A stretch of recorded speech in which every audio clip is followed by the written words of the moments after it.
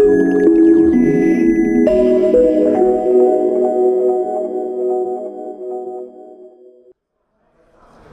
I'm Surbi and we are at DPS 2017 and I have with me the great speaker Subramani. Welcome to the conference. Thank you so much.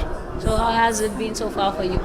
It has been very great. Again, another consecutive third year for me here, and I could see the same audience with more kind of questions and kind of enthusiasm to learn and to speak with the other speakers.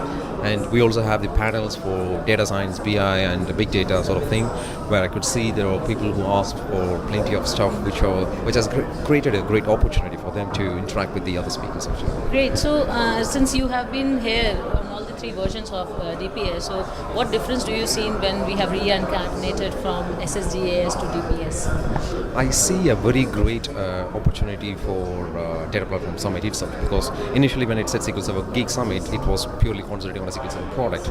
But with the Data Platform, I could see there are about a couple of dozens of products that are embedded, and I could see there are new products. We're talking about Microsoft Azure platform side and various other stuff, which is something that what we need definitely at the moment. So not just concentrating on one product, but on the whole platform itself.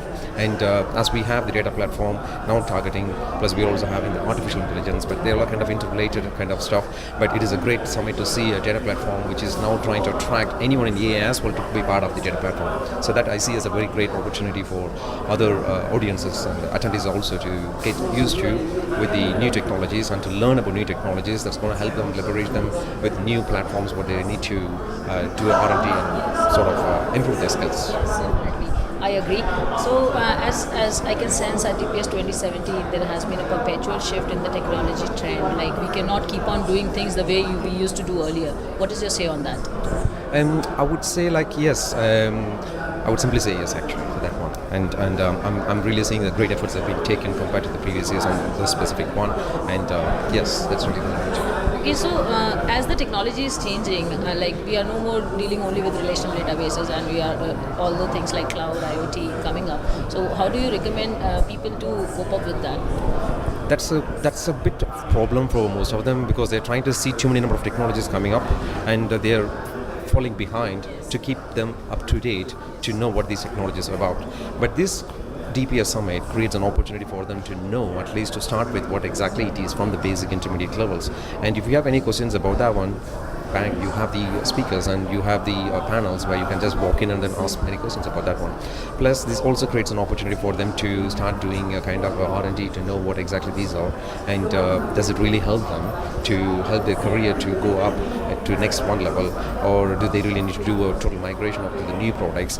And it's becoming kind of a challenging task. And also it gives them a questions like, do I really need to do the same stuff what I was doing all of these days and all of these years, and do I need to move to the new stuff, or should it be a hybrid stuff? How is the opportunities are going to come?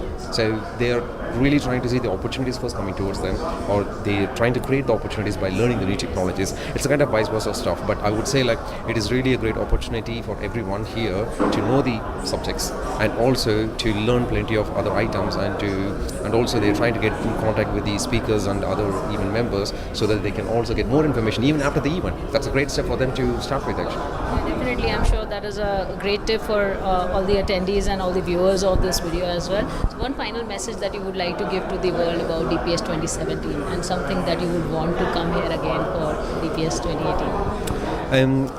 What I would say is the Data Platform Summit is what exactly everyone needs.